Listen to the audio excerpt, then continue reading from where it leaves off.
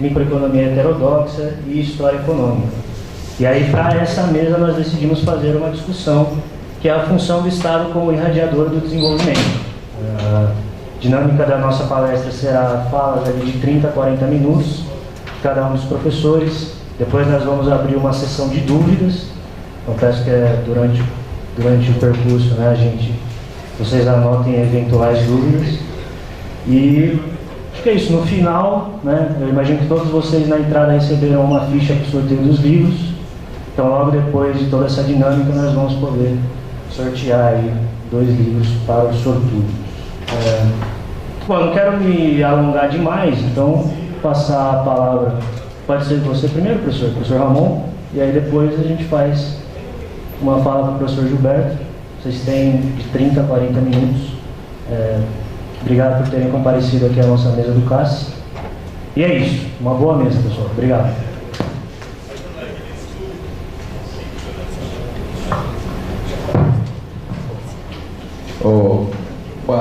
Bom dia, pessoal. Estão ouvindo bem? Eu sempre tenho problema com o microfone, então minha vida de cantor de rock foi barrada por isso, né? Então, muito bem. Então, em primeiro lugar, eu agradeço enormemente ao CASE a oportunidade que está me dando de ter aqui um contato aqui com os alunos para trazer algumas das minhas loucuras fora das que já tem que aguentar em sala de aula, né? Então, o que eu queria então é falar um pouco dessa questão do Estado e desenvolvimento, só que aí tem que eu mandei uma apresentação.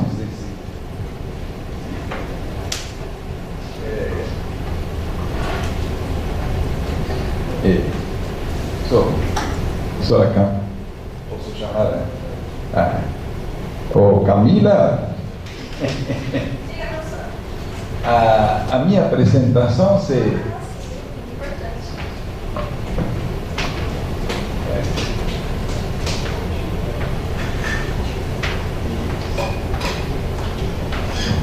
muito obrigado.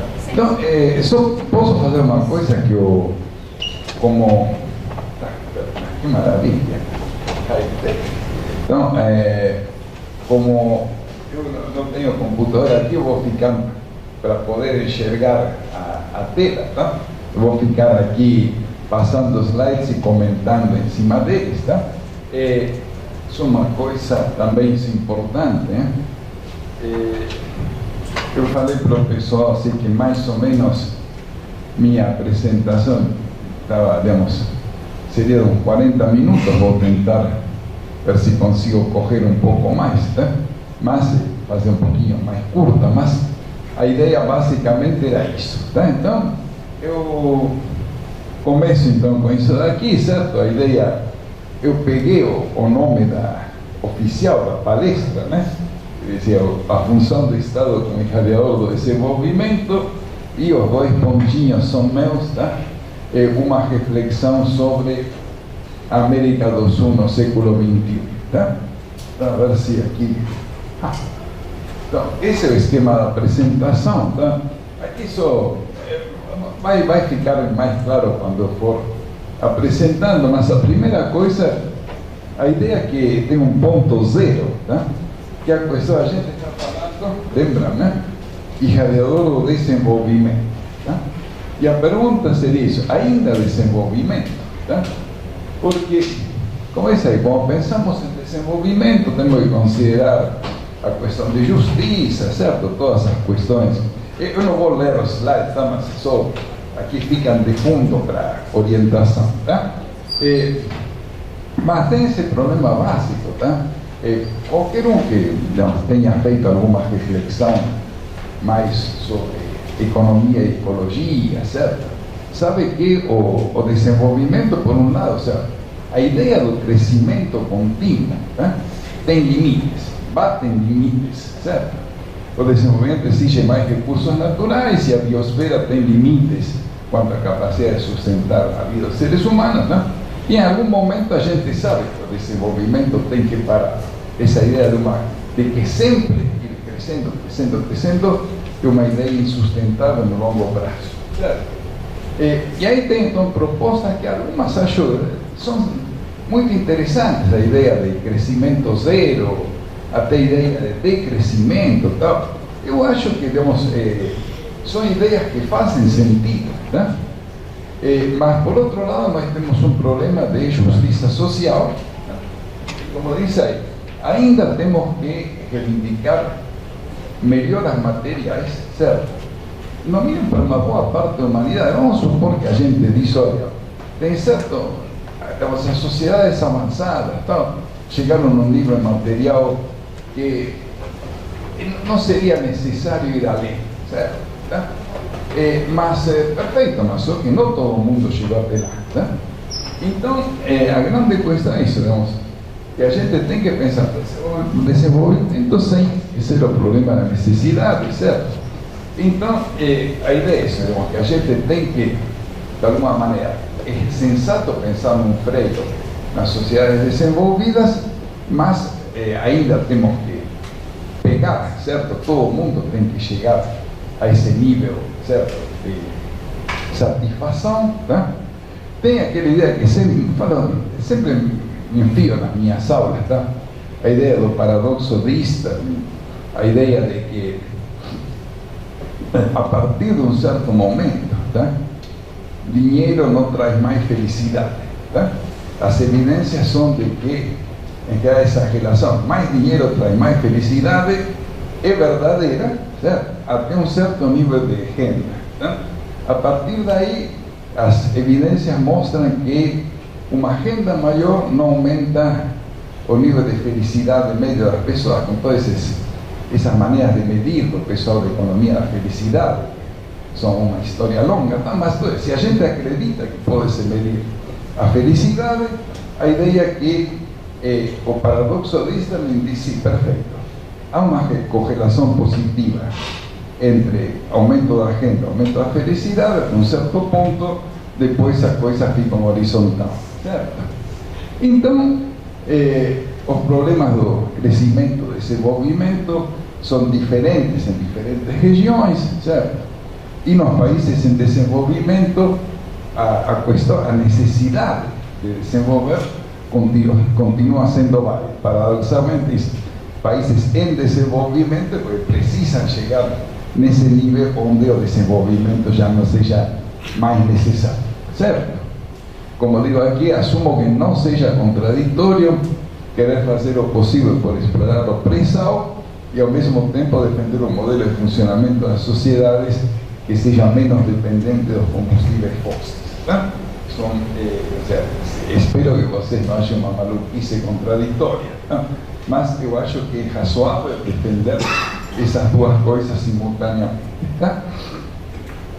Portanto, no Brasil e toda a América do Sul, o desenvolvimento continua sendo fundamental e o papel do Estado, o que vamos ver aqui sobre o papel do Estado como promotor do desenvolvimento é crucial.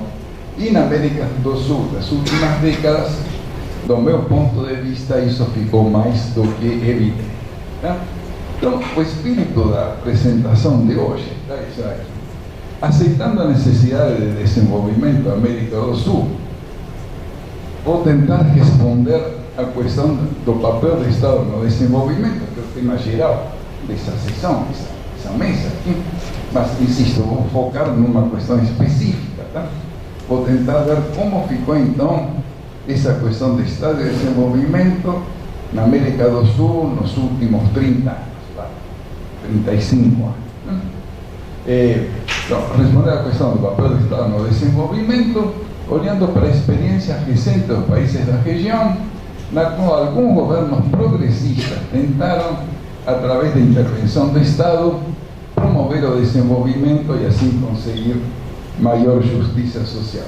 Ainda vou aprender a usar o ponto vermelhinho aqui, então, por enquanto vai a mão, mas eu vou tentar usar o laser para fazer ser mais high-tech. High-tech não tanto, né? Mas tudo bem, vamos nessa. Então, minha ideia é, essa sessão chama isso neoliberalismo e a maré cor-de-rosa, uma tradução horrível, tá? Mas o pessoal nos diversas publicações internacionais, tá? Falaram governos progressistas da América do Sul dos anos 2000, tá? Chamaram uma palavra em inglês mais curtinha só, de a pink tide, tá? Então eu traduzi literalmente como a maré cor-de-rosa, tá? Peguei essa expressão literalmente, tá?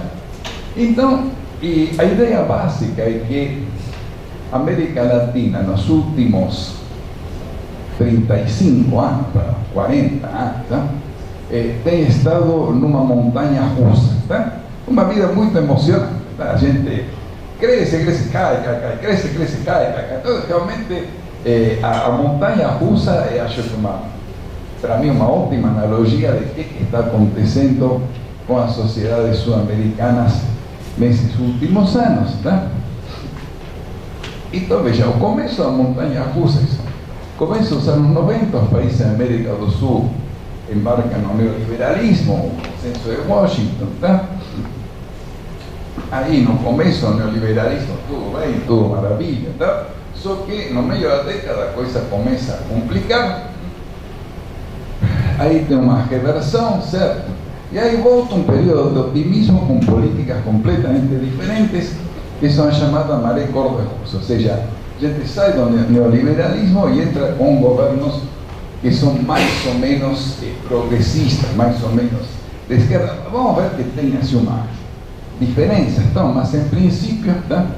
Esses governos têm apoio popular, promovem um período de crescimento bastante continuado, con queda das desigualdades, políticas sociales, preocupações ambientais, e em todos os casos há uma reivindicação do papel do Estado como organizador, certo? Como uma peça fundamental para a gente conseguir recuperar o caminho do desenvolvimento, certo? Mas em algum momento, em diferentes países, diferentes momentos, tá? Essa maré cor-de-rosa se reverte, tá?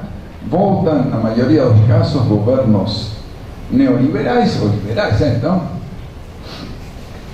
Mas o que é curioso é que esses próprios governos, tá? Também não conseguem sustentação, tá? Então aí voltam governos progressistas, tá? Que a vezes voltam governos liberais. Então, digamos, em realidade a gente está nessa maré, certo, cor-de-rosa, tá? Está com uma montanha russa, tá? Que depende do país, tá? Mas essencialmente tem essa ideia. Se passa de euforia a depressão, a nova euforia, nova depressão, nova euforia, tá? Então, é muito. Então, aqui temos a maré cor-de-rosa localizada no tempo e no espaço, tá? Como digo aqui, talvez o nome maré cor-de-rosa não seja mais adequado, tem sido utilizado com frequência, foi pensado por governos progressistas da primeira década do século XXI, aqui eu estendo para os posteriores, certo? Aqui pus em preto, tá? Os que posso dizer, não, realmente são parte da maré cor-de-rosa, em azul clarinho, são os que, embora não sejam exatamente a maré cor-de-rosa, são governos mais progressistas do que outros que teve nesses países, tá? Então, veja, aqui tem as datas, tá? Vejam que, teoricamente, estou dizendo, hoje tem 5 países dos 10 da América do Sul, tá? Eu não estou considerando nem o Suriname, nem a Guiana, que obviamente muito menos a Guiana francesa, que é parte da França, né? Então, dos 10 países da América do Sul, também não estou considerando o México, não estou considerando os países centro-americanos, tá? Aqui, em meu trabalho se concentra nos 10 países da América do Sul, tá? Então, vejam, todos eles em algum momento, tá? E com variações muito grandes, tá? Uma coisa seria falar isso do Chile da Bachelet e outra coisa da Venezuela do Maduro, tá? São regimes assim, bastante diferentes, contraditórios, tá? Mas em geral estão caracterizados por uma certa oposição, no mínimo, às políticas neoliberais, tá? Muito bem. Então, de onde sai essa bendita montanha russa, tá? que digo que a América do Sul, na Divisão Internacional do Trabalho, foi, digamos, obviamente, a Divisão Internacional do Trabalho na América do Sul tem um papel tradicional de ser o país agroexportador. Aí vem as experiências da CEPAL, aí o Estado assume um papel mais ativo, então, digamos, os países se industrializam, os graus de sucesso desse processo de industrialização são diferentes, certo? Mas o que em todos os casos acontece é uma oposição às políticas de industrialização, em todos os grupos de interesse que se opõem a essa situação, certo? Pelo poder, digamos, da organização dos sindicatos, certo? As políticas sociais, claro. Então você tem uma série de reações contra isso, dos quais talvez os casos mais típicos são as ditaduras do Pinochet no Chile, do Videla na Argentina, certo? A ditadura civil do Uruguai, tá? Para não falar do caso brasileiro, que é um caso mais complexo, que mistura também um certo estímulo à industrialização, tá? Mas isso, o caso paradigmático é Pinochet e Videla, certo? Então, mas toda essa combinação de políticas neoliberais com endividamento, aumenta o endividamento, chega a crise da dívida.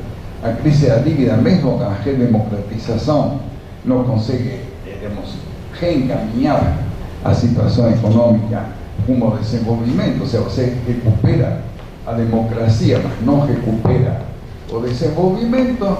Isso leva a década perdida dos anos 80, a crise tipicamente na virada dos 80 para os 90, e aí vem, inclusive, também vinculado com a situação internacional, a queda do muro de Berlim e tal. Então você chega nos anos do fim da história, os anos do consenso neoliberal, os anos do consenso de Washington, certo, do início dos 90. Então,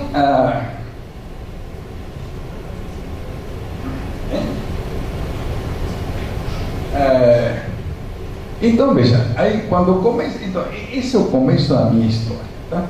O começo da montanha russa que eu quero pegar. Você pode pensar na montanha russa anterior, tá? Mas eu estou pegando a minha montanha russa, começa em 1990, tá? Então eu digo, perfeito. Então, as verdades neoliberais passam a ser quase que unanimemente aceitas nesse período. Então, ninguém discute que é necessário fazer certas coisas, tá? Diz, a única solução para os países da América do Sul seria adotar fielmente as políticas neoliberais, porque está a visão da chamada TINA, tá? There is no alternative, não tem alternativa que não seja seguir essas políticas, tá? E passa a ser a interpretação que todo o mal que tinha acontecido na América Latina é porque a América do Sul, tá? A América do Sul tinha adotado políticas anti-mercado, certo? E essas políticas populistas, tal, em todo caso diz, olha, é para favorecer grupos específicos, grupos de elite, no qual também se pode incluir os operários sindicalizados, tá? Então, todas significam distorções no mercado. A grande solução é liberalizar tudo, privatizar, certo? Bárbaro. Então, isso aí é feito no começo dos 90, tá? Aí a coisa parece funcionar, tá? Mas começa a cair na metade da década, e aqui uma estatística, tá? Em 1999, para pegar um ano do fim da década simbólica dos 90, tá? Em todos eles, em todos os países da América do Sul, a taxa de crescimento é menor do que a média da década de 90, certo? O sea, portanto, teve essa ideia do crescimento, tal. Começou bem, mas evidentemente essa proposta do consenso de Washington não conseguiu sustentar esse crescimento. Quando chegamos ao final da década, o crescimento é entre nulo e pífio. Muito bem. E em muitos países tem crises políticas. O caso mais típico da Argentina da virada em 90, a crise de 2001 na Argentina, mas tem as grandes revoltas em Equador em 99, antes, aqui, digamos, no Brasil tem também a crise de começo de 99, sem grandes manifestações públicas, mas com, digamos, também um período de crise. Mas, então, o negócio é esse, você tem crises políticas, tá? E aí, então, onde eu quero entrar com uma questão teórica, tá?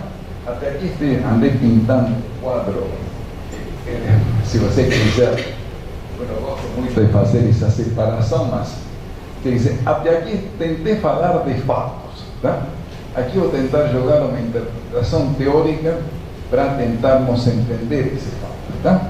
E aqui os que já foram meus alunos, já devem ter me ouvido falar da minha certa importância para a minha leitura de como funciona o mundo a partir então, da obra do Carpolani, tá?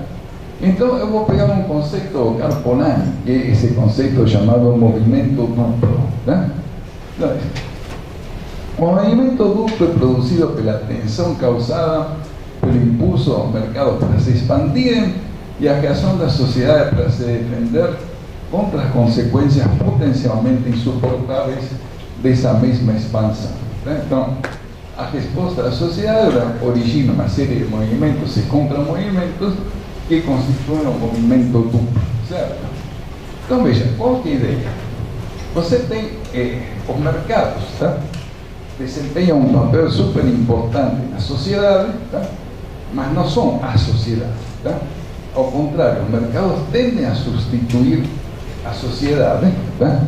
E a fazer passar pelos mercados coisas que não deveriam passar por, coisas que não foram feitas pelos mercados, que já vou falar disso em alguns minutinhos, tá? Mas então, a ideia é que aí fica uma tensão, tá?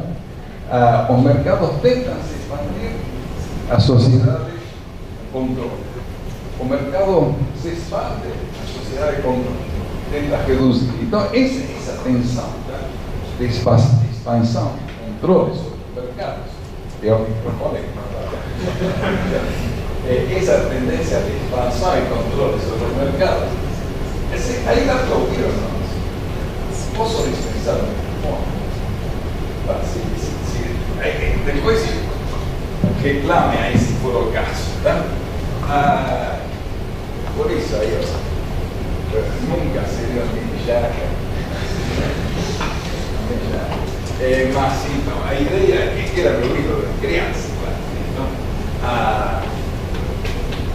o que eu digo é que então, você tem esse processo de expansão e contração do mercado, isso que o Polanyi chama duplo movimento. Para mim, é fundamental para entender como funcionam todas as sociedades, em casi a interpretação da história do século XIX em diante, tá? E com esse conceito de duplo movimento fica, para mim, muito mais certo. Agora, como que ele é? O que são os mercados? Os mercados são um padrão institucional que existe para canalizar o princípio da troca. Ou seja, é uma coisa que existe quase de milênios, certo? Ou seja, é muito anterior à sociedade capitalista do mercado. Tá? Mercados existem, certo? Mas a diferença é que vai ter um momento em que as sociedades passam a ser controladas pelos mercados. Tá? O mercado serve para permitir que o princípio da troca opere, tá? Mas quando sai de controle, cria uma esfera própria, o sistema econômico se pode descolar, né? Desenvolver do restante da sociedade. Certo?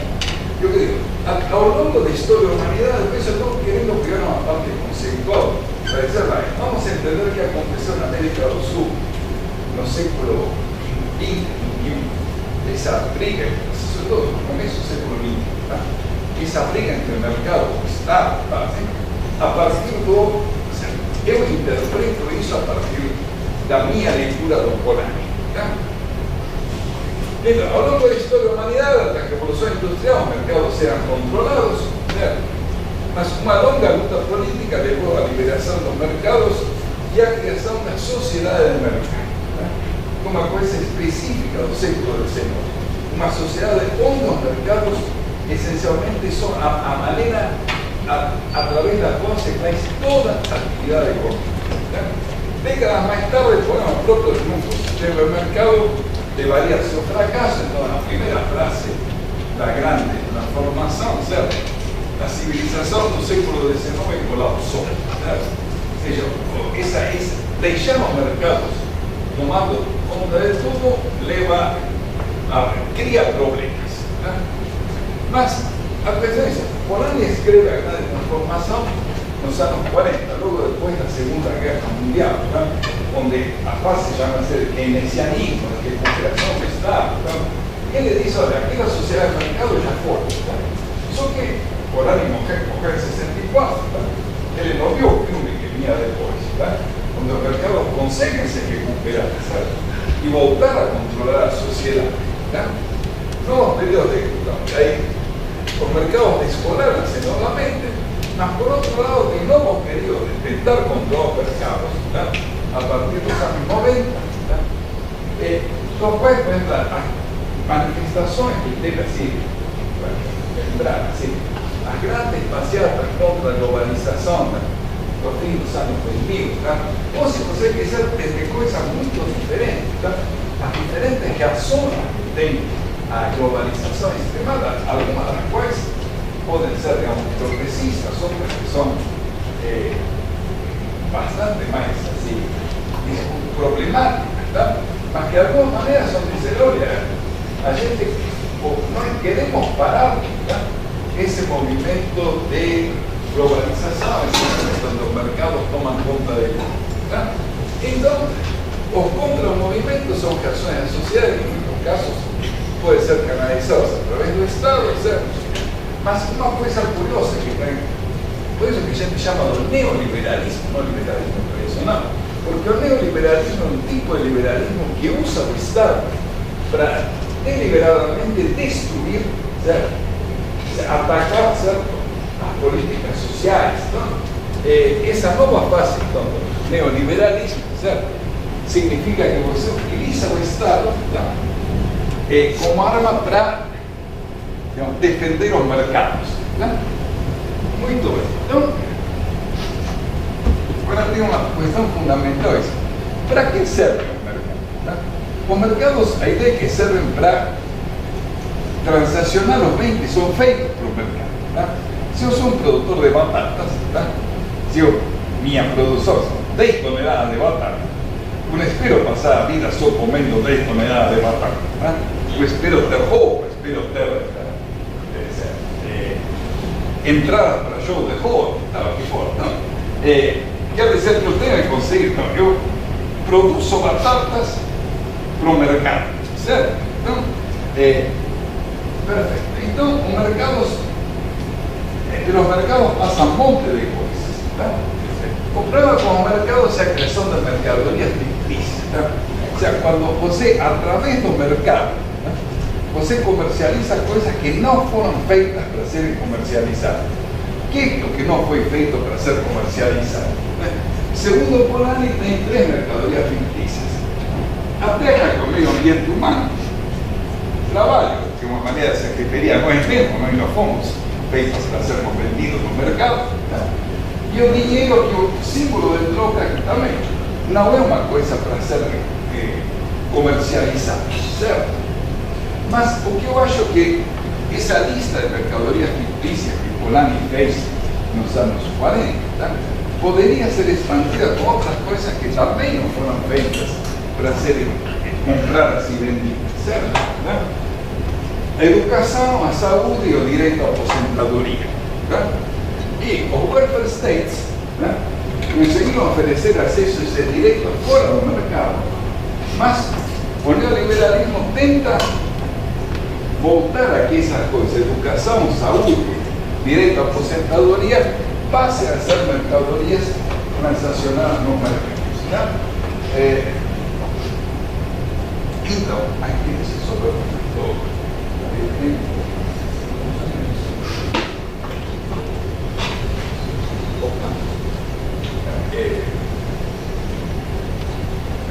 Por meu carro, vai para lá, então, a ideia é que, veja dizendo uma coisa fundamental sobre o papel do Estado. Então, eu gosto muito dessa citação do Camuísta, mais de um artigo meu, tá? Que diz, como a gente pode entender o Estado? O Estado foi transformado radicalmente em relação ao que Marx caracterizó como comité executivo da clase dominante para pasar a ser un instrumento efectivo de las masas para limitar la capacidad de las élites en intentar capturar parcelas excesivas de la agenda, toda la riqueza y los privilegios. O Estado democrático, ¿tá? Sería un instrumento que puede permitir que las mayorías populares, ¿tá?, usen o aparelho de Estado a seu favor. ¿Tá? Y ante eso, debe alguna legislación social, ¿cierto? Todo el mundo en América Latina, ¿cierto?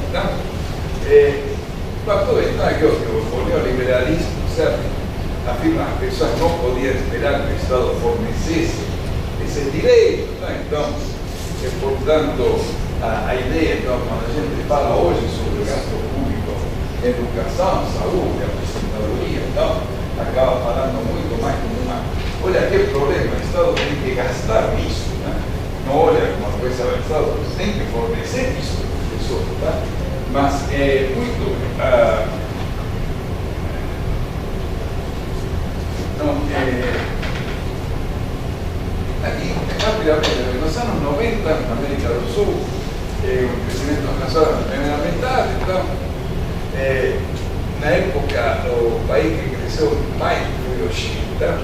Era no começo dos anos 90, curiosamente o Chile, por mais que seja progressismo meio light, tá?, era o único país que tinha um governo mais ou menos que se dizia vinculado com as tradições de esquerda, tá? E foi o que mais cresceu, tá? Aí, bom, o grande marco da maré cor-de-rosa são as eleições aqui. Chávez, Lula, Néstor Kirchner, Tabaré Vázquez, Evo, Correia. Ultimamente, se você quiser, países que nunca tinham tido governos progressistas, agora Boric foi eleito no Chile, Petro na Colômbia, tá? Mas então, em que consiste a tal da maré cor-de-rosa, certo? O que querem ser governos progressistas contra o papel do Estado? Então, a ideia é que esse governo progressista, tá, tem uma confiança crescente no papel do Estado como fornecedor de serviços, certo? De fazer políticas de renda, tá? Uma esperança nos mercados internos, certo? Industrialização, mais mercados internos, não somente servir como plataforma de exportação, certo? Tem uma aparição das políticas industriais, certo?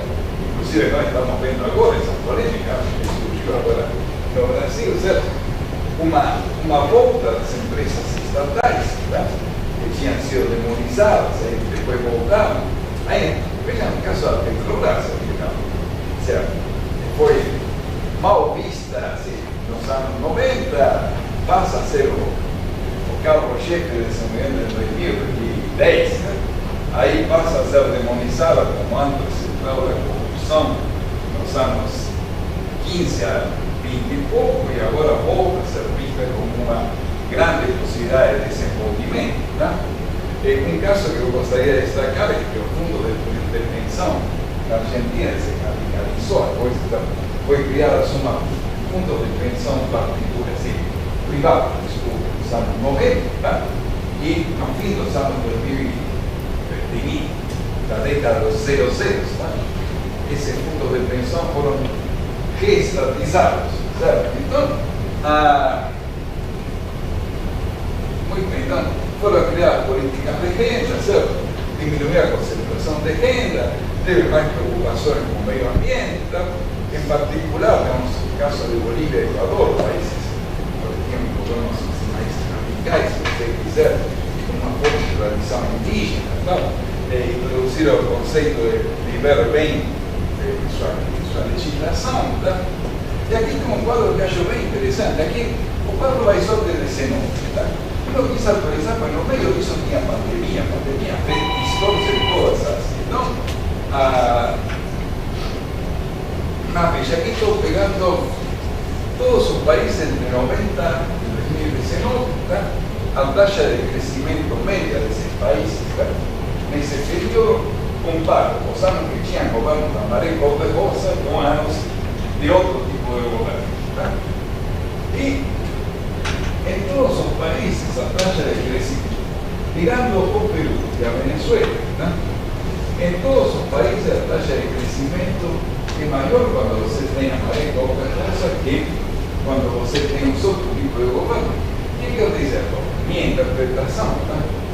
Que, digamos, aquela ideia, não, o governo progressista acaba sendo um governo que não consegue, o capitalismo precisa, certo, para crescer, um governo liberal, certo? Não se verifica na prática, o sea, en realidad, para administrar propias economías capitalistas de mercado, como se quiser chamar, era muy mejor con gobiernos progresistas que con gobiernos conservadores. Vamos. Y ciertamente, digamos, un movimiento justo serve para entender por qué que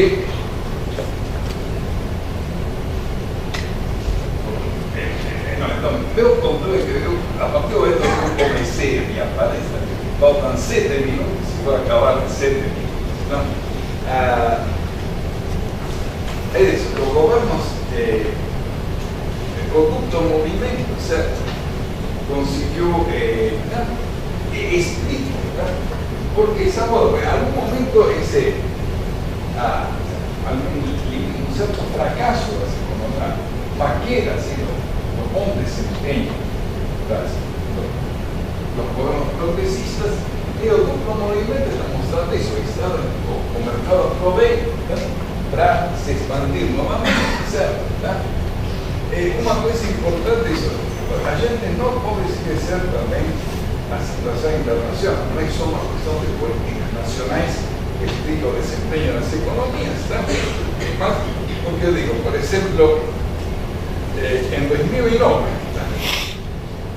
10 países da América Latina tiveram queda no crescimento, desde 5 tiveram recessão, ou seja, crescimento negativo. Tá? Aqui que houve azar, tal, lá de cima, não gostava da gente. Tá? Não, a ideia é que tem uma crise internacional, tá? Que leva a que todos os países diminuam o ritmo de crescimento, mas o que é interessante, tá? Que os governos nacionais têm margem de manobra. Então, em particular, a taxa de crescimento na Argentina, no Brasil, em 2010, foram anos de crescimento muito acima da média, tá? Em grande parte promovido por políticas nacionais que tiveram sucesso e conseguiram, certo? Responder à crise de 2009. Tá? No caso brasileiro, paradigmático, é o ano que a The Economist põe a famosa capa do Cristo Redentor explicando um foguete. Então, muito bem. Então, mas o que eu digo que o problema foi que essas mudanças não se consolidaram. Se tem uma série de políticas importantes, governos progressistas, mas que não conseguiram fazer alterações mais estruturais, certo? Também é questionável ver até onde esse próprio governo tinha condições e tinha vontade de fazer reformas mais de fundo, certo? Tá? Mas a ideia é que então parte dessas mudanças mostraram ser mais ou menos insustentáveis e foram revertidas novamente no duplo movimento, quando volta a uma neoliberal, boa parte dessas políticas acaba indo para o vinagre. Tá? Então, para fechar aqui, são 4 pontos, tá? Que eu queria fechar. Algumas lições, se chamar assim, reflexões, certo? A partir das 2 primeiras décadas para a década dos anos 20, a nossa. Tá? Estamos no meio, quase no meio, um terço dela da volta. Tá? Então, primeira coisa, o sustento político efetivo dos governos da Maré Cor-de-Rosa demostrou ser mais fraco do que se imagina, certo? Porque você tem vários casos de alianças amplas, então você tem um governo com liderança progressista, mas que acaba tendo uma frente muito ampla. Essa frente muito ampla acaba incluindo elementos mais conservadores que, quando a situação complica, os caras vira a casaca, digamos, e permite golpes parlamentares. Claro, ou seja, obviamente aqui não precisamos ir muito longe para procurar um exemplo, mas teve o caso do Lugo no Paraguai, teve vários casos no Peru, agora no Castilho, no Peru, certo? Ou seja, se você tem um governo executivo de esquerda, mas parlamento com uma aliança, sabe? Onde tem muitos conservadores, permite golpe parlamentar. Teve, obviamente, casos particulares de políticos estando no governo que adotaron políticas completamente opostas a países que fueron electos, el caso de Moreno en Ecuador, ¿cierto? Debe casos como la Bolivia, donde las Fuerzas Armadas desempeñaron un papel tradicional ligado a contra Evo Morales o contra Gianniani, ¿cierto? Mas uma coisa importante é isso, é perfeito. Mas se você tem executivo e legislativo, ainda pode não ser suficiente. Você tem o caso, você pode pensar no chamado longa, certo?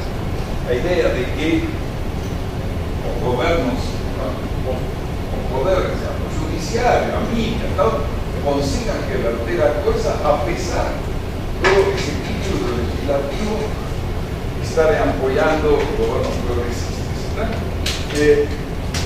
Terceira coisa, nos faltam 2 slides, não? Durante a maré governou se sentiu uma esperança implícita de que as reformas sociais pudessem ser implementadas sem mexer em grande medida com as estruturas econômicas. Evidentemente se viu que as reformas precisavam ser mais profundas e, inclusive, que boa parte dos governos neoliberais depois assumiram as políticas, chama-se as políticas que tinham sido dos governos progressistas. O caso mais típico era na Argentina, quando foi um exemplo, conheça, quando se teve as políticas de Bolsa Família, que foram implementadas pelo governo de Néstor Kirchner, continuadas pela Cristina, mas quando vem o Macri, libera um monte de coisa, mas ele mantém, por exemplo, as políticas tipo Bolsa Família. Agora o Milei está acabando com ele, isso é outra coisa. E aqui tem um conceito que eu acho muito interessante do economista político, o economista chileno, professor de Cambridge, o Gabriel Cobb, que ele fala que a gente está num momento gramsciano. É uma situação no qual o velho morre, mas o novo não encontra uma maneira de nascer. Então, se você chama atenção, está tendo uma mudança certa. Evidentemente, tem algum.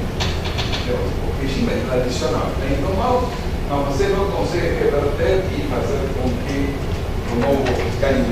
E aqui, para fechar, eu digo que há 3 dimensões do movimento duplo, para agora. Uma coisa é intervir nos mercados, certo? Por exemplo, estabelecendo um salário mínimo, uma intervenção. Outra coisa é o limite dos mercados. Então, isso é previdência social. Uma coisa se diz, não, aqui, se o salário mínimo, etc., vai ter um mercado que funciona, tem que pagar o mesmo tanto, previdência social, e dizer, não, veja, tem certas coisas que não vão ser resolvidas via mercado. Mas uma terceira coisa é reverter a mercantilização, certo? Por exemplo, a questão de aumentar a reforma agrária, dar impulso à economia solidária, seriam medidas contra a mercantilização. Então, pode sugerir que o governo da Maré Cor-de-Rosa foram generosos em suas intervenções, moderados em suas limitações e muito tímidos em suas tentativas de impedir ou reverter, especialmente nos casos da Argentina e do Brasil, certo? A questão final, certo? Acabo com isso. Será esse o momento, se ha misturado o momento gramsciano de Toma, com todo que falamos do duplo movimento do CONAC, no qual a força do movimento duplo consiga fazer com que alguma coisa nova surja? Muito obrigado.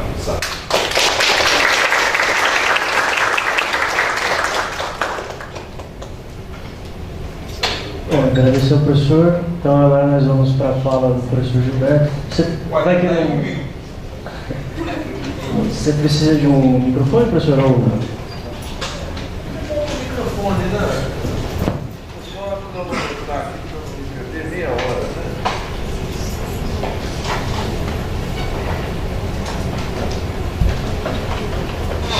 Bom,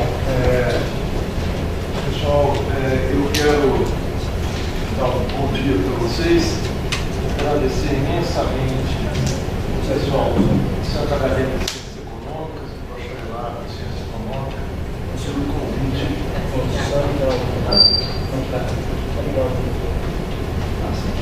Oi. Bom, vocês ouviram o que eu falei, meu bom dia, vou passar por mal educado aqui.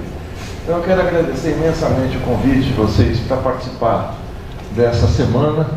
Para mim é uma honra participar ao lado aqui do professor Ramon.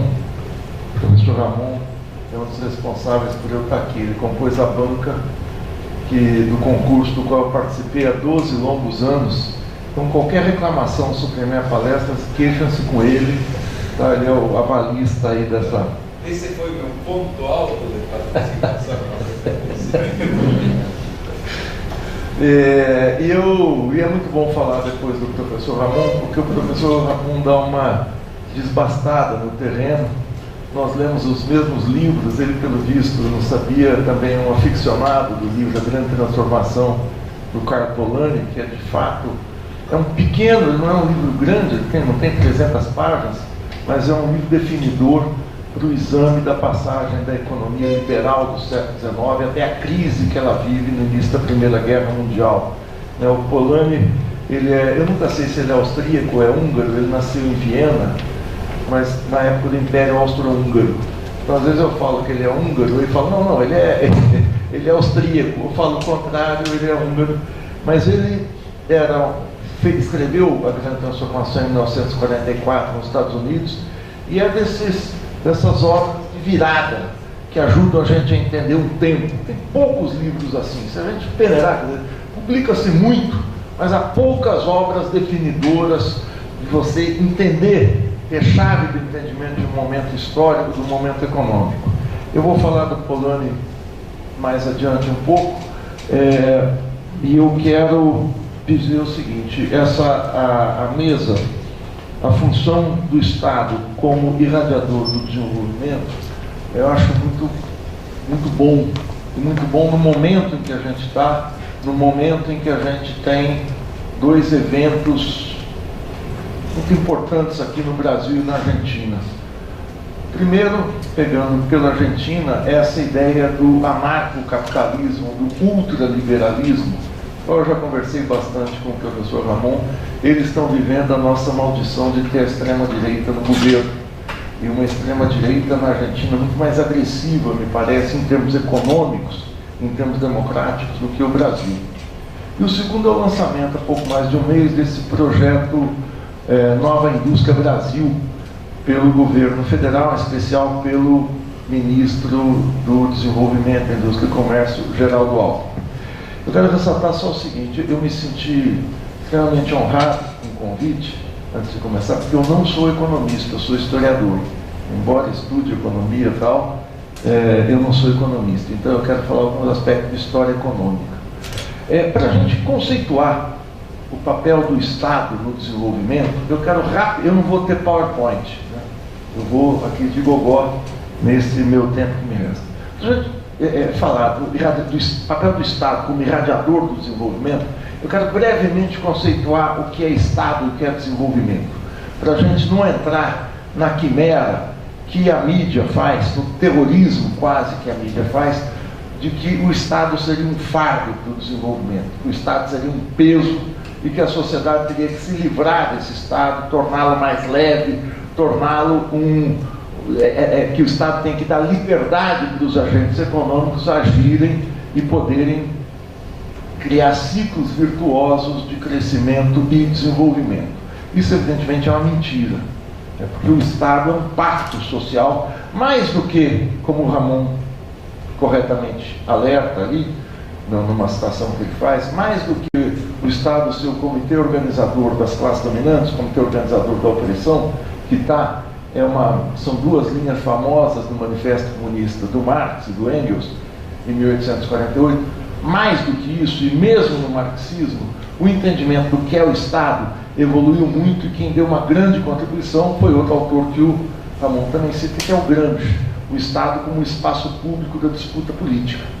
Mas o Estado, na verdade, é uma criação humana, é um pacto social para organizar, na Idade Média, quando surge o Estado moderno, no final da Idade Média e do Renascimento, o Estado é o organizador da produção, o Estado é o organizador da produção capitalista, e o Estado é o criador do mercado. Não é que o Estado se opõe ao mercado, essa antinomia, essa dicotomia que se faz. O Estado ou o mercado. Tem atividades que o mercado pode agir melhor do que o Estado. É a mesma coisa que você falar, uma laranja pode ser melhor que um B-17, para pegar um avião que está na moda aí por causa do Masters of the Air, mas um B-17 é melhor que a laranja. Não existe termo de comparação. Você pode comparar o FABC com outra universidade. Você não pode comparar a UFABC com uma bateria de lítio. Você tem categorias de comparação. O Estado não tem nenhuma norma de comparação com a sociedade, porque se o Estado é um pacto social firmado no final da Idade Média, começo da Idade Moderna, para justamente organizar a produção, e tem uma frase muito interessante de um cientista político canadense morto nos anos, acho que uns 20 anos, que é o Robert Cox. O Cox tem um livro muito interessante, que nunca foi editado no Brasil, que chama-se Production Power and World e Ordem Mundial. Production Power and World Order. Poder, produção e ordem mundial. E logo no início do livro, ele conceitua o poder, que na verdade é o poder do Estado, dizendo o seguinte: o poder é criado para organizar a produção, mas a evolução da produção determina as transformações no Estado. O Estado hoje não é o mesmo Estado do final da Idade Média, do começo da criação dos Estados após a Paz de Westfália, em 1648. O Estado hoje é diferente. Mas o papel do poder público, quando ele fala poder, ele está dizendo poder público, é o seguinte: é de normatizar regras para que a produção, para que o comércio, para que a atividade econômica fluísse. A primeira questão que o Estado vai se debruçar é a propriedade. Como é que eu vou organizar a produção a partir de um local onde essa produção é emanada? Então o Estado estabelece a propriedade. O Estado cria o mecanismo de troca. A gente pode discutir 1000 conceitos que a moeda pode ter, mas ela é criada, avalizada e legitimada pelo Estado. Não existe moeda privada. Não, mas existe o Bitcoin. Sim, o Bitcoin, como é que você vai? O Bitcoin está valendo aí $5.000. Pronto, você já ligou o Bitcoin ao Estado. Você, não, mas tem papéis recebíveis do banco tal, não sei, sim, quanto é que estão valendo? Estão valendo não sei quantos $1.000. Bom, pronto, você falou do Estado. Então, o principal instrumento de intervenção do Estado no mercado, o principal instrumento de intervenção do Estado no desenvolvimento é a moeda. E o Estado legitima a moeda porque o Estado emite a moeda e o Estado recebe os impostos que ele recolhe de cada um de nós nessa mesma moeda. Então o Estado está permanentemente intervindo na sociedade, intervindo na economia, intervindo no mercado. Não existe mercado sem Estado. E o Estado, esse pacto social vai mudando à medida que o tempo passa, à medida em que a economia capitalista vai evoluindo. Então, para uma economia concorrencial do mercantilismo, o tipo de Estado guardava muito do Estado feudal nos anos 1500, 1600.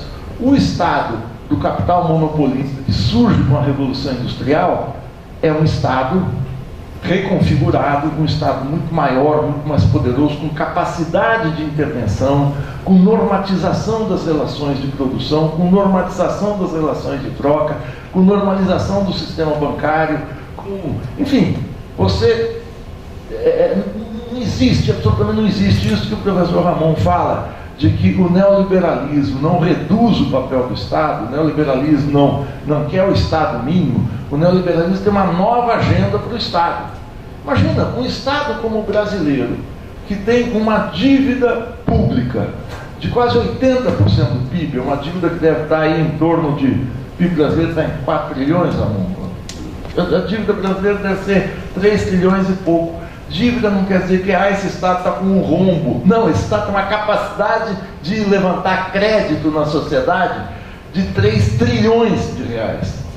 Isso não é um fator de redução do papel do Estado, mostra o poder que o Estado tem perante a sociedade. Se eu chegar para você e pedir 5 reais, o professor paga um pouco mais, eu quero 15 reais emprestado de alguém aí para comer aqui na RU, para almoçar aqui na RU, eu consigo fácil. Me empresta 100 mil para eu comprar um carro?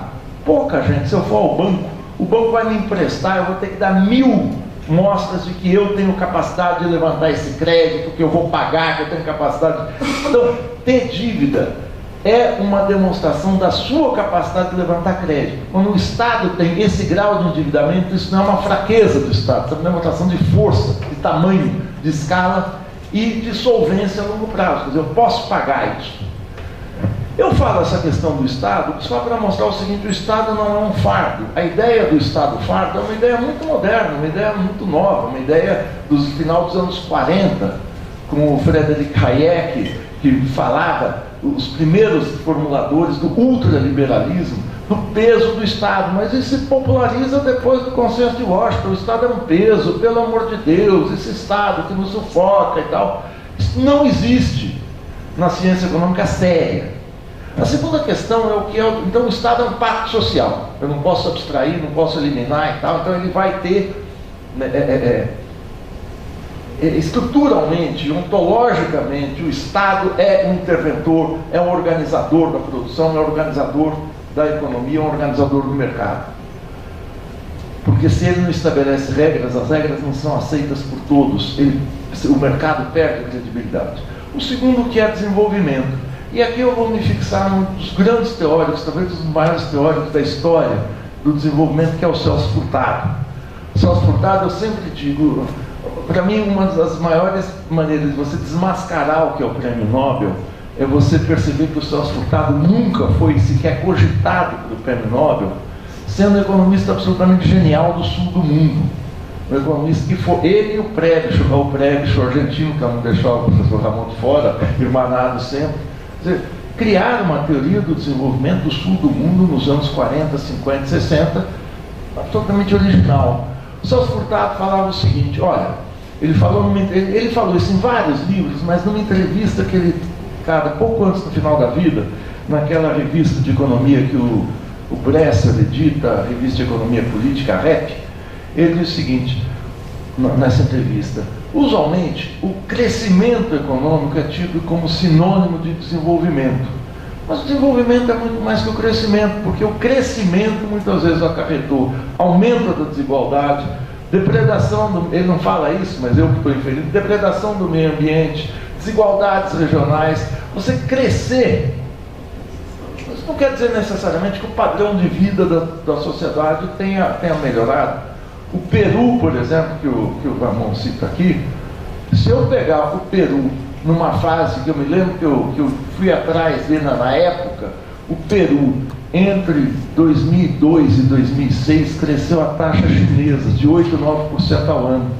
Só que a atividade econômica principal do Peru é a atividade mineradora, é a economia extrativa, é uma economia que emprega pouca gente, que tem um efeito multiplicador na sociedade mínimo. Quer dizer, ele não espalha o desenvolvimento, então ele cresce 8, 9%, concentrando renda, concentrando. Isso não é desenvolvimento. Eu posso crescer 15% e não ter desenvolvimento. O Celso Furtado fala: o desenvolvimento só acontece quando acontece uma melhoria das condições de vida para as maiorias em padrão de investimento em medicina, investimento em saúde, investimento em educação, ou seja, quando existe uma elevação geral do padrão de vida. E ele completa numa outra oportunidade: isso jamais é feito pelo laissez-faire, isso jamais é feito pelo livre mercado. O desenvolvimento é uma marca essencial da intervenção do Estado na atividade econômica. Então, não existe desenvolvimento sem Estado. A gente fala, o papel do Estado no desenvolvimento é quase que uma redundância. A gente está repisando.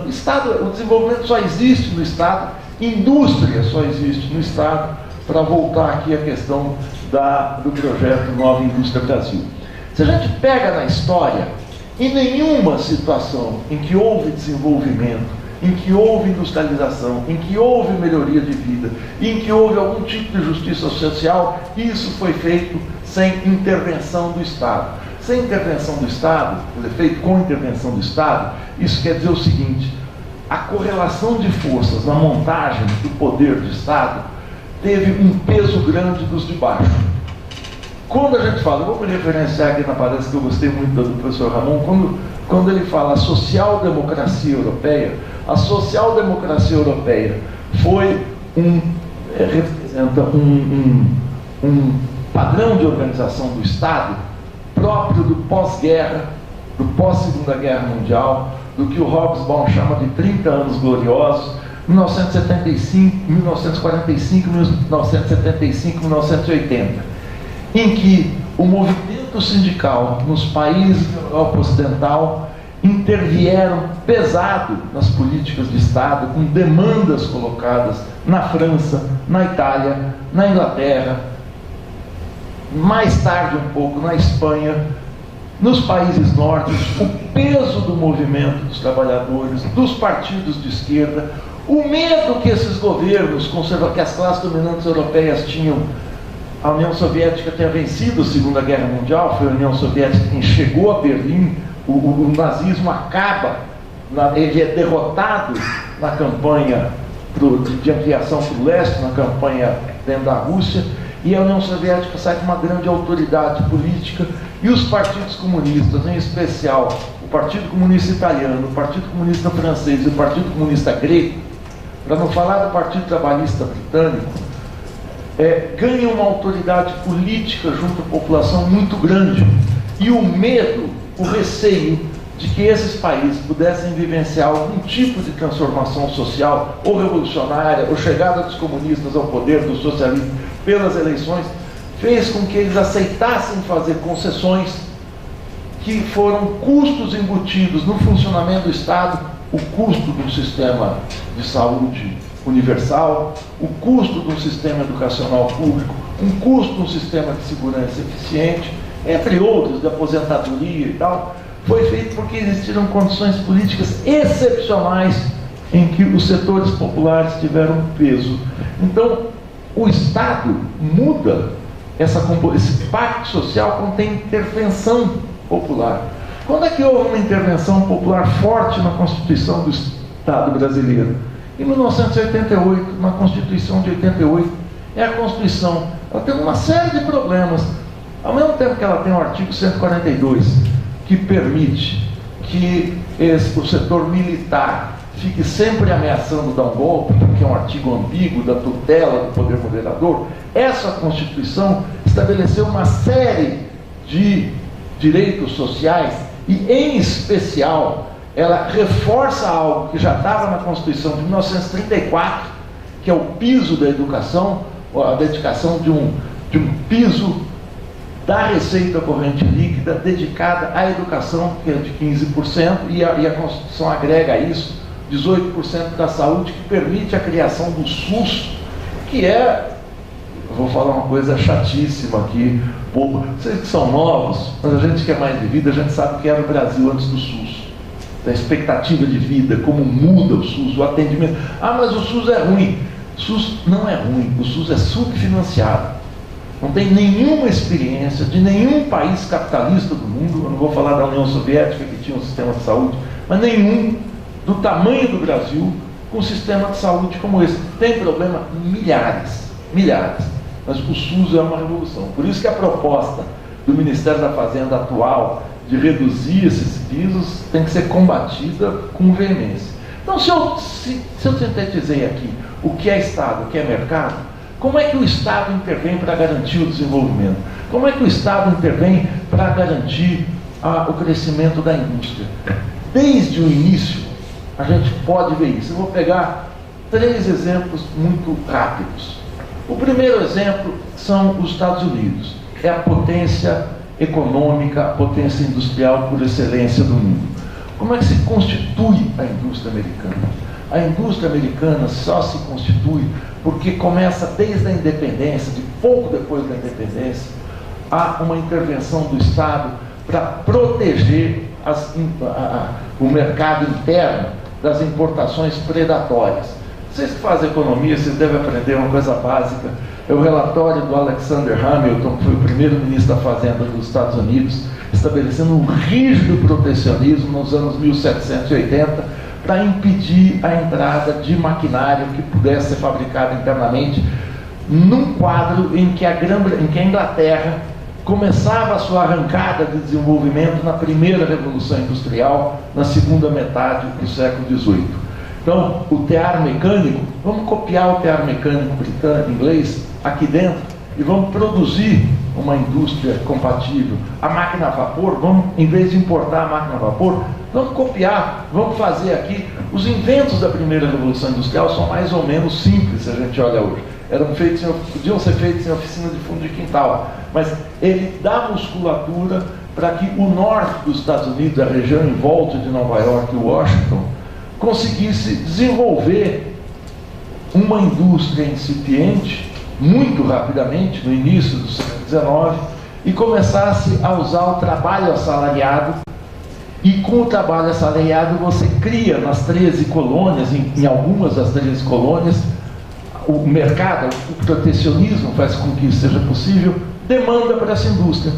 E o Estado vai dar subsídio para essa indústria e um subsídio indireto, que é o bloqueio fiscal, o bloqueio nas tarifas aduaneiras muito altas para bloquear a importação, e eu vou ter trabalho assalariado. O trabalho assalariado vai criar demanda, vai criar possibilidade, poder de compra, vai poder criar a possibilidade dessa indústria que vai produzir sapatos de início, roupas, facas, telhas, tijolo. A primeira fase da indústria, a indústria de bens de consumo ligeiros, ela vai crescer em cima do protecionismo.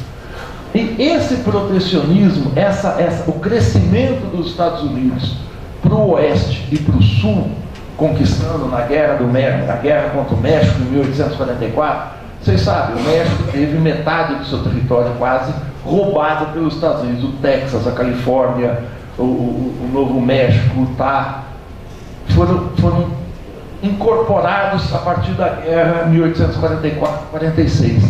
Quando os Estados Unidos fazem esse crescimento enorme, a ocupação das terras ao sul vai sendo feita por pioneiros que transformam as suas terras e vão tomando dos índios, vão transformando em grandes propriedades, em grandes fazendas, em latifúndios, lá são as plantations, com uso intensivo de trabalho escravo. E a produção nos Estados Unidos é uma produção variada no sul, mas o produto principal é o algodão. E o algodão in natura. Você está produzindo, aquilo é o Brasil. Né? O Darcy Ribeiro, eu já falo a frase do Darcy Ribeiro, mas aquilo é o Brasil. Grande propriedade, concentração fundiária, trabalho escravo e economia primária exportadora. Essa economia primária exportadora é um sucesso do ponto de vista das economias primárias exportadoras. E o sul dos Estados Unidos não quer o protecionismo alfandegário, não quer o protecionismo aduaneiro, porque para eles não querem ter problemas na entrada do algodão deles nos mercados europeus e não querem ter problemas para importar máquinas e equipamentos para beneficiar o seu algodão internamente. Eles não querem comprar as máquinas e equipamentos do norte, que são fabricados em pequena escala e não na alta produtividade da indústria britânica. Então eles preferem importar. Isso começa a criar um país com dois regimes aduaneiros, com dois regimes de importação e exportação. Quer dizer, isso é impossível. Imagine o Brasil com dois regimes aduaneiros. Ou você tem uma taxa liberada, de baixas taxas de importação, ou você tem uma tarifa protecionista. O norte tinha uma tarifa alta de importação e o sul uma tarifa baixíssima. Isso começa a criar uma dissonância no mercado interno, porque você começa a partir do sul a comercializar produtos importados de alta tecnologia para a época, para o norte, com importações predatórias para a indústria do norte. Secundariamente, mesmo que não houvesse tarifas aduaneiras muito altas, o problema da criação de um mercado consumidor, de um mercado interno de massas, esbarra no sul, não só com a rarefeita ocupação do território, quer dizer, você tem grandes fazendas e uma população pequena, mas o trabalhador do Sul não tem salário. O trabalhador do Sul é um trabalhador cativo. O trabalhador do Sul é o escravo africano. O escravo é escravo africano ou descendentes. Isso é o segundo bloqueio para a expansão da indústria, para a expansão do desenvolvimento nos Estados Unidos. Como é que se resolve o desenvolvimento nos Estados Unidos? Com a clássica política de intervenção do Estado na economia. A guerra. A guerra do Norte contra o Sul, que é desatada pelo Sul, para impor o seu modelo de Estado, a guerra é uma guerra num país de 37 milhões de habitantes que mata 900 mil. Vamos arredondar para 1 milhão e 40 mil, mata 1/40 da população dos Estados Unidos. Se você colocar isso no Brasil de hoje, que tem 200 milhões de habitantes, ou seja, 5 vezes o que era os Estados Unidos na época, eu vou multiplicar por 5 o número de mortos. É como se hoje no Brasil a gente tivesse uma guerra com 5 milhões de mortos. 5 milhões de mortos. A pandemia teve 700 mil mortos. A guerra civil dos Estados Unidos é uma marca, é uma chaga, é uma ferida na história americana. Ao mesmo tempo, é ela que possibilita o país dar o salto. Porque quando o Norte derrota o Sul, unifica-se o regime aduaneiro, liberta-se os escravos, unifica-se o regime de trabalho, a relação social fundamental, você passa a ter mercado interno, porque esse trabalhador do Sul tem que ser assalariado, e você estabelece o protecionismo. Aí você está com a musculatura, com o esqueleto do país pronto, e é conquistando esse atributo básico do desenvolvimento, que é o mercado interno, que eles dão um salto. Cada vez mais, quanto mais eu leio sobre a Guerra Civil Americana, eu verifico que ela é um evento histórico à altura da Revolução Francesa. Se a Revolução Francesa estabelece como parâmetros básicos do funcionamento do Estado, meu Deus, já foi 26 minutos, vou terminar em 4 e pouquinho, peraí. O mercado interno passa a ser um mecanismo de soberania e um mecanismo de democracia. Mas o mercado, eu falo tudo isso para contar o seguinte: esse mercado é a criação do Estado. Não é assim, o Estado interveio no mercado. Não, o mercado é criação. É criação, é parte do Estado. Por isso não tem sentido falar, precisamos passar tal investimento para o Estado, vamos vender a Sabesp para o mercado. Não, não. Você está vendendo a Sabesp para espertalhão. É outra coisa. Fala as coisas claras. Nós vamos vender o sistema elétrico para espertalhões italianos que vão fazer a Enel, vão subir a conta de luz, vão fornecer um péssimo serviço. Você não está privatizando coisa alguma. Está dando na mão de pica. Vamos dar para picareta? Vamos. Consenso nacional. Foi o que aconteceu nos anos 90. Dar para o mercado é você ter uma tarifa de energia elétrica que pagável, barato, suficiente, competitivo, suficiente, que possibilite o investimento. Então, a intervenção do Estado nos Estados Unidos foi essa. Eu vou dar esse salto para resumir, para não me alongar muito. Um entrave no Brasil para o desenvolvimento é o fato do sistema energético estar, em sua ampla maioria, nas mãos de picareta, ou seja, ter sido privatizado como está a Enel. Quer dizer, como é que você tinha a tarifa mais barata?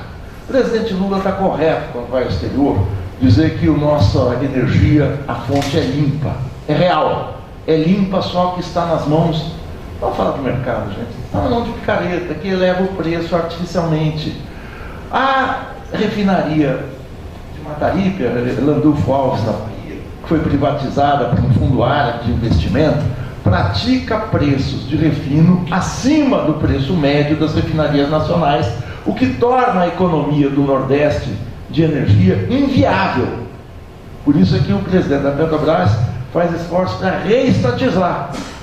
Qual é o problema? O problema é que ninguém investe no Brasil, não é porque nós não temos uma classe operária, trabalhadores capacitados, não temos cientistas, não temos dirigentes de empresas formados em universidades públicas, economistas, técnicos variados, competentes.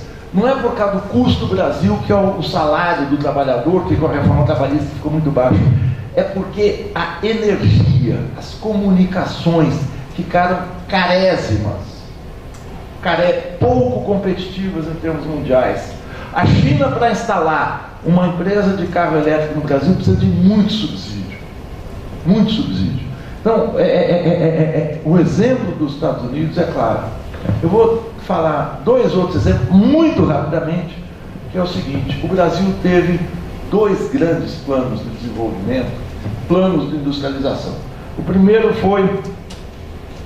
Gente, eu vou pedir para você, não vou pedir nem para a mesa, não quero passar acima da autoridade da mesa. Se eu posso falar, deu 30 minutos, mais 4 minutos. Posso falar? Podem falar não fico chateado.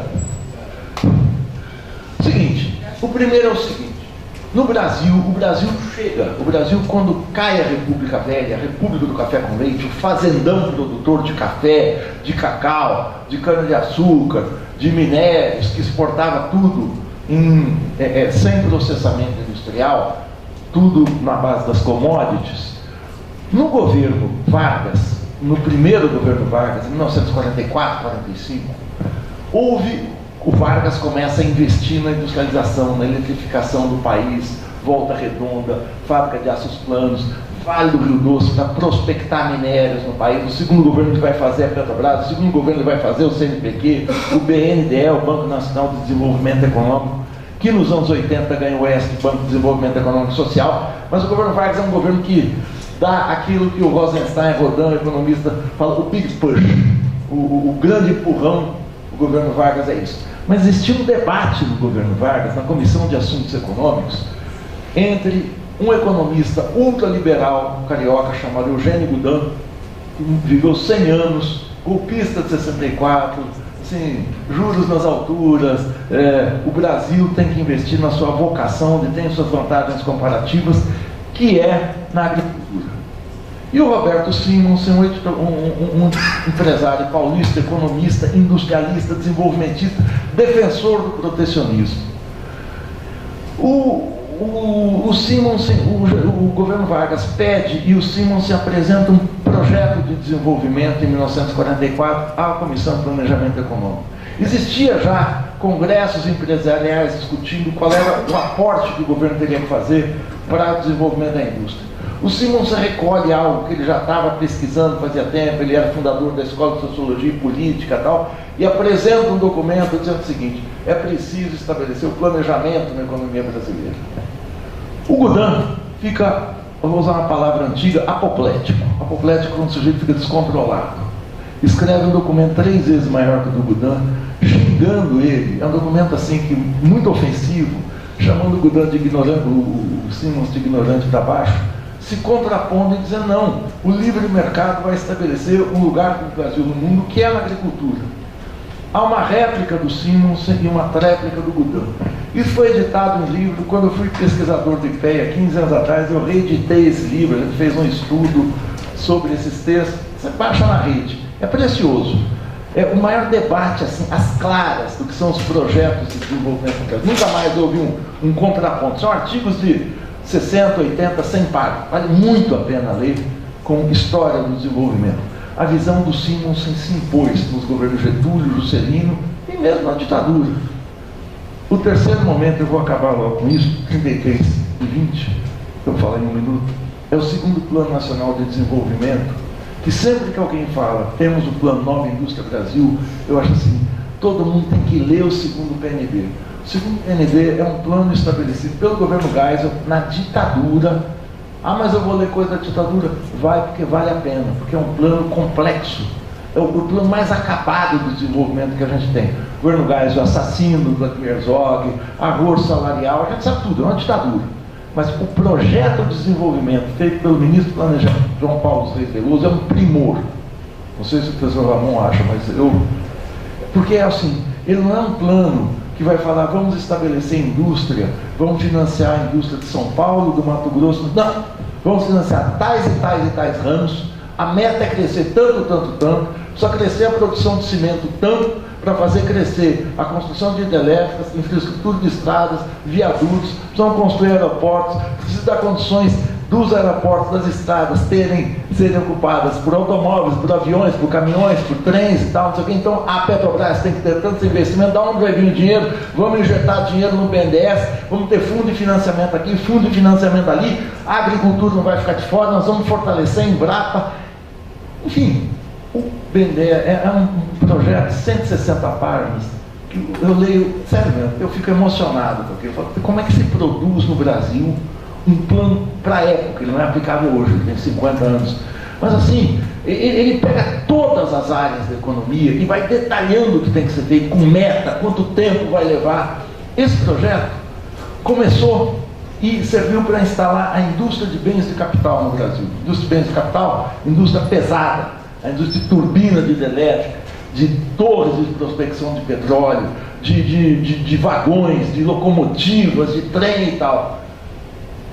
O Brasil, até os anos 80, foi o único país do que hoje se chama Sul Global, não é um dos, é o único que completou as 3 etapas da indústria.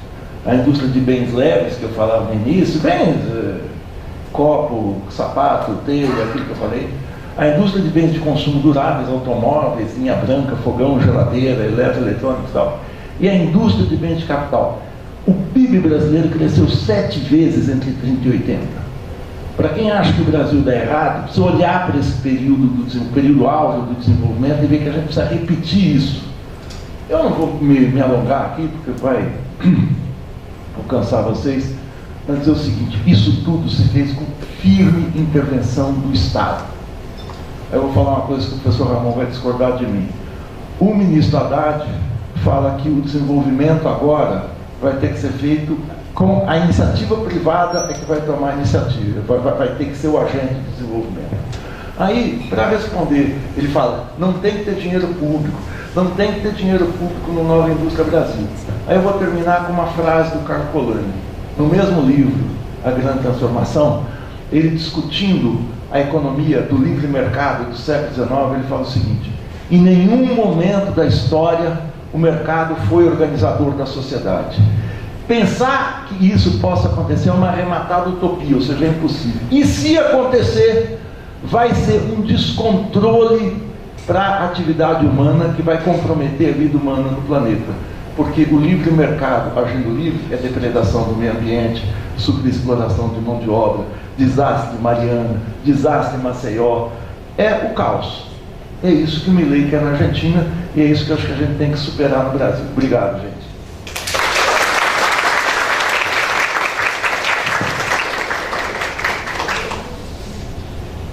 Bom, queria primeiro agradecer novamente os professores por terem feito essas falas para a gente, o pessoal está presente. Agora eu abriria um intervalo para alguém fazer alguma pergunta. Tem algum comentário que vocês gostariam de fazer? Ou, por favor,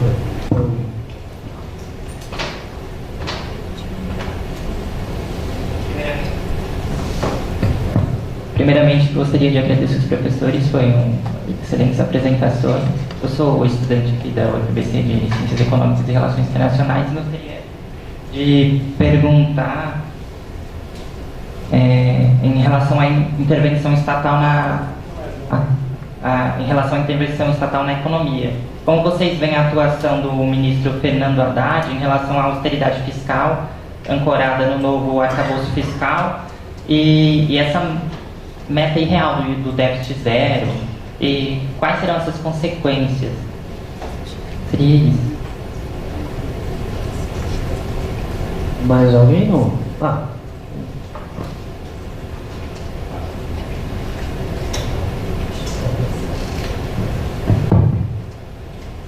Bom dia, professores, bom dia a todos e todas aqui presentes.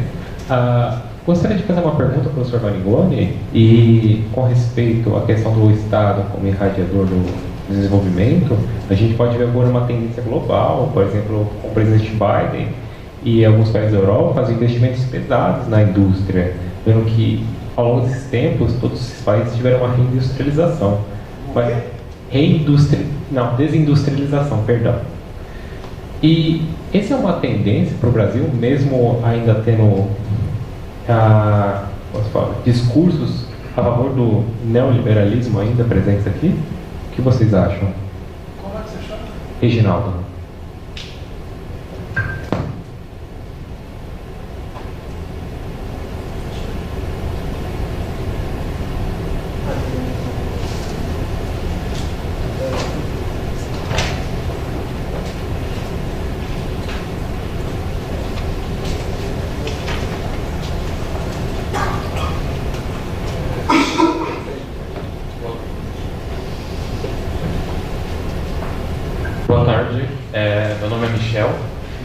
Isso.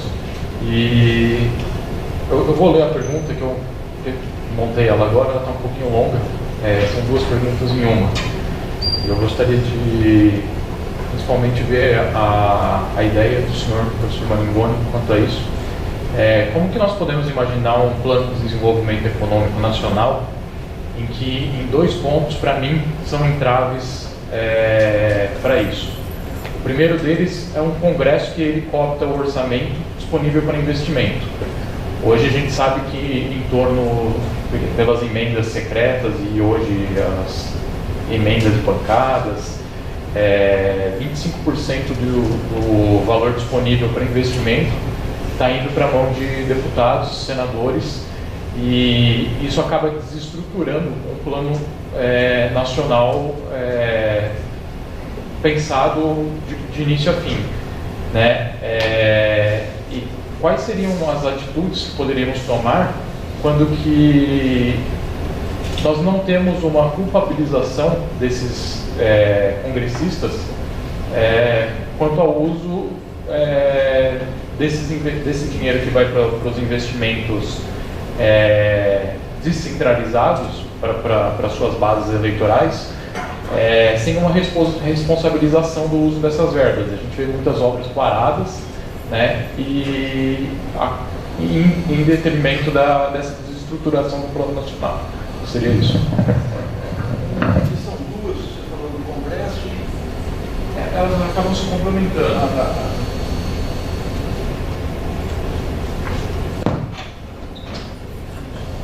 Vamos lá?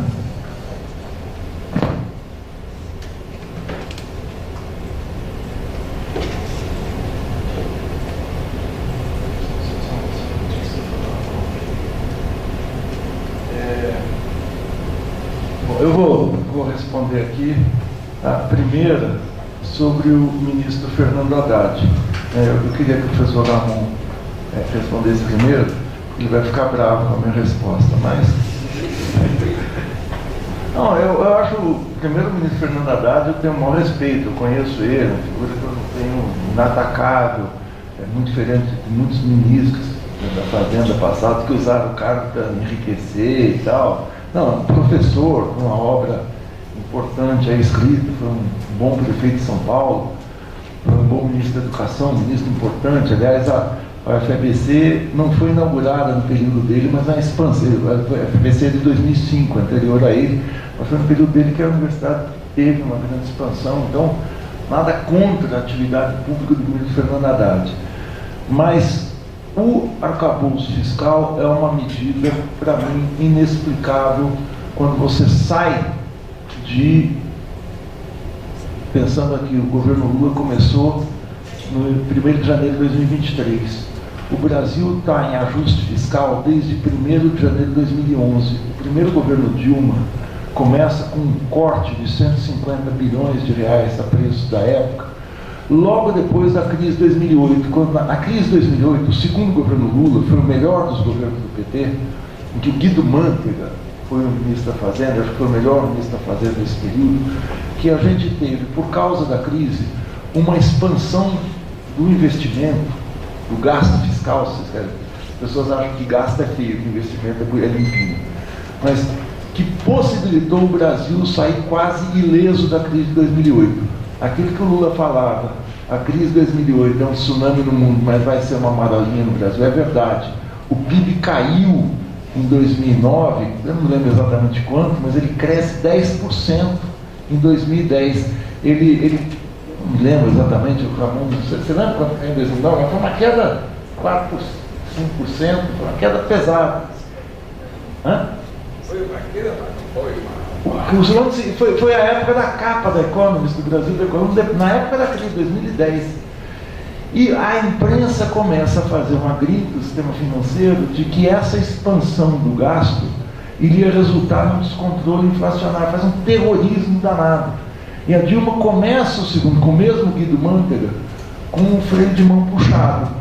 A atividade econômica na Dilma ainda continua alta. Tem, no primeiro e segundo ano, o Brasil cresce 3%, o que é... Porque 10% a gente tem que ver a base de comparação. Ele não cresceu 10% em relação ao que vinha crescendo. O Brasil teve um mergulho do PIB, e ele cresce e repõe o que tinha 2 anos antes.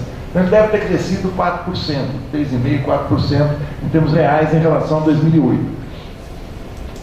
Em 2011 ele cresce 3,5%, é um índice bastante alto. E ela faz, encostada na parede por esse terror econômico, e aí começa um ajuste fiscal. E esse ajuste fiscal se acentua quando o Levy entra no Ministério em 2015. O Temer é o governo do teto de gastos e o Bolsonaro é o mandato do Paulo Guedes, é o mandato da fila do osso, é o mandato do desastre. Embora o Bolsonaro tenha feito no último ano uma injeção de divisas, de dinheiro na economia, os seus gastos aí eleitoreiros, que sustentaram a atividade econômica. O Bolsonaro furou o teto 2 vezes, por causa das vacinas, era preciso fazer aquele investimento para que a atividade econômica não despencasse. Mas o governo Lula tinha tudo para fazer uma política fiscal mais frouxa. Não tinha porquê. E é bem possível que até o Centrão topasse. O país estava numa situação muito ruim. Em 2023, a gente teve um impulso da PEC da transição que o Lula negociou no Congresso antes de se eleger, que colocou alguma coisa em torno de 150 bilhões de dólares na economia, e que possibilita o aumento do Bolsa Família, do salário mínimo, dos investimentos gerais do país. E a gente tem esse impulso dos gastos eleitoreiros do Bolsonaro, que mal ou bem botaram dinheiro na economia, e teve uma super safra no primeiro semestre de 2023, então a atividade econômica foi muito, muito importante. Eu não entendo por que o ministro Fernando Haddad faz uma regra fiscal tão apertada, que fala o seguinte: o investimento público vai ser entre 0,6% e 1,5% do PIB, e o gasto público vai ser de 70% da receita corrente líquida, ou seja, o gasto público vai ser menor do que a arrecadação, mesmo que aumente os impostos, como ele está desesperado agora para a carga tributária sustentar o déficit zero. Esse dinheiro dos impostos não vem para o desenvolvimento, ele vem para cumprir a regra do déficit zero. Então, eu acho inexplicável. O André Singer, que já esteve fazendo palestra aqui, acho que é o melhor cientista social brasileiro, político brasileiro hoje, ele foi porta-voz do Lula no primeiro mandato, foi da Secretaria de Comunicação da Presidência da República. É alguém de dentro do PT, é alguém de confiança. E o André é curioso, ele não escreve nas redes sociais, ele escreve muito pouco, teve artigos e livros. Ele tem um livro que vocês devem conhecer, Os Sentidos do Lulismo, de 2008, e tem um de 2016, é o Lulismo em Crise. São muito estudados, muito pensados os trabalhos dele. Ele fala nessa entrevista algo que economistas de esquerda já estavam falando. Se for mantida a meta do déficit zero e o arcabouço, o governo pode ter uma queda da atividade econômica, uma perda da sensação de melhoria que a gente teve no primeiro ano do governo, com resultados eleitorais muito danosos do governo. Você pode perder as eleições. Então, eu acho que o déficit zero é uma medida que não se justifica. O Milei conseguiu o déficit zero agora, não sei se vocês viram. O Milei atingiu o déficit zero em 2 meses. Como? Elevando a pobreza na gente de 40% para 57%. Assim até eu. Dá para fazer superávit de 10%. Mata a população de fome, derruba os investimentos em saúde e educação, pega esse dinheiro e regula as contas públicas. Então, essa obsessão para mim é muito artificial. Vou rápido agora. Michel, o plano de desenvolvimento com esse Congresso. Claro que isso é um problema, Michel. Agora, tem que ver evidente, aí é muito difícil ter o que fazer, porque esse Congresso é extremamente conservador, o Arthur Lira, o Centrão, tem uma proeminência danada. Eu acho que existe maneira de você fazer, sem um arcabouço fiscal, com um arcabouço mais frouxo, você conseguiria fazer mesmo, porque isso é 50 bilhões de reais. É dinheiro, mas você pode aumentar o gasto público, poderia o BNDES se capacitar mais, botar dinheiro público para investimento. Não vou detalhar, o professor Ramon ou pode detalhar ou pode me detonar, mas agora, eu quero ver a ironia da coisa. O Congresso, que o presidente Lula, que o ministro Haddad estão lá, ficam lá conversando, em conversações para aprovar o déficit zero, Quando chega nos gastos do Congresso, o Congresso é keynesiano, é expansionista, eles querem mais gasto público. Só que para eles, né? Eles não são austeridade, eles não querem austeridade nenhuma, eles querem expansão. Então o que mostra é o seguinte: faço o que eu mando, mas não faço o que eu faço. Eles estão gastando, o problema não é ser um gasto público, o problema é ser um gasto sem planejamento. É o gasto que vai para uma rua de uma cidade no interior do Maranhão. É o gasto que, tudo bem, vai para uma escola não sei aonde, mas não tem um plano de conjunto. Quando o Lira fala que ele quer o Ministério da Saúde, não é para melhorar a saúde, ele quer um ministério com muita verba. Eu vou construir hospital na minha base, não vou construir na sua. Então você não tem um plano nacional, é impossível fazer um plano nacional de desenvolvimento com a fragmentação na ordenação dos gastos. É isso. Por favor, é um prazer estar com o professor. Não, é só o seguinte, existe uma... eu acho que o Biden, no início do seu governo, traçou um plano de desenvolvimento, que era investimento de 4 trilhões de dólares em 4 anos, que lembrava muito o New Deal do Roosevelt. Isso foi cortado muito pelo Congresso, acho que acabou em menos de 2 trilhões de dólares, mas existe um fenômeno de industrialização nos Estados Unidos. Na Alemanha, os dados estão aí, a imprensa está falando todo dia. O Japão entrou em recessão, mas a Alemanha tem uma retração muito forte da indústria. Claro, a indústria migra para o leste asiático, mas também você tem desincentivos, mesmo nos países centrais, desincentiva a indústria. Mas não vou prolongar não, deixar para o Ramon. Perfeito, é sempre um prazer ouvir o professor Maringoni mesmo que... Não, o que eu digo é o seguinte, tá? Eu vou só comentar, são duas vertentes, tá? De um lado, é verdade que a política, déficit zero, tal, é um horror, tá? Nós, em realidade, tínhamos uma muito pior, tá? Então, a pergunta aí sai um pouco da área de economia, tá? Uma questão muito mais de política, tá? O que você pode fazer, tá? Com a composição atual dos poderes reais, tá? Ou seja, digamos, aqui já te brinquei uma vez com o professor Maringoni, assim, uma polêmica assim, de redes sociais, né? Que eu falei com ele, não, entendo completamente sua crítica, né? Dado que o Lula teve 70% dos votos e tem 55% do Congresso, absurdo que não faça o que você sugere. Claro, o Lula não teve 70% dos votos, nem 55% do Congresso. Se tivesse, seria absurdo defender o que defende hoje, né? Quando você tem 20% do Congresso realmente com você, né? Você tem uma expressão que não é muito de nossa cultura, porque a gente não faz isso, mas que eu acho, peguei assim dos estadunidenses, coisa de país frio, né? Que é patinar em gelo fino, certo? Né? Skating in thin ice, certo? Então você vai tentando patinar e de repente chapum, né? Então, você tenta fazer o que pode, né? E a segunda coisa, só para não me alongar, que não esqueçam que uma coisa a gente deveria talvez estudar mais em nosso curso em geral na economia, que economia é uma coisa em grande medida performática, tá?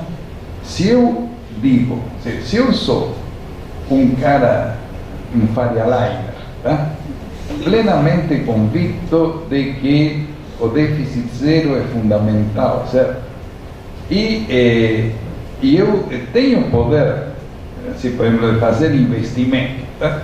E digo, não, como vai ter déficit 0,5%, um horror total, eu deixo de fazer os investimentos, tá? Então, veja, a minha teoria, tá? Tem consequências práticas, tá? Ou seja, portanto, isso que chama, não sou eu quem chama, essa dimensão performática da economia, tá? As coisas dependem do que eu dizer, tá? Dependem do que eu dizer e do que eu fizer. Então, a gente não pode negar que tem um domínio de uma teoria econômica na qual acredita, honestamente, assim, fora sacanagem também, mas que acho que honestamente acreditam boa parte das pessoas, digamos, das elites econômicas do país, tá? Que realmente estão convictas de que a presença do Estado e que o BNDES e que o déficit está todo um horror, tá? E se eles veem esses sinais, eles tiram o pé, digamos, do acelerador. Em que medida isso é fundamental? Veja, de novo, se você tivesse um congresso, então, digamos, se o setor privado fica com esse medo, tá? A esperança seria que, como foi no primeiro governo, no segundo governo do Lula, que então o Estado faz o papel indutor, e uma vez que o Estado sai na frente, aí o setor privado pode se convencer, apesar de sua teoria, tal, que tem oportunidade de investimento. Mas se você, digamos, se politicamente você não está em condições de que o Estado seja o indutor do investimento, o papel performático do setor privado, as teorias que dominam hoje o setor privado, passa a ser muito importante. Tá? Então, seria a minha interpretação, com a qual estive moderadamente em desacordo com o professor Maringoni. Não foi o sangue não chegará ao rio. Tá?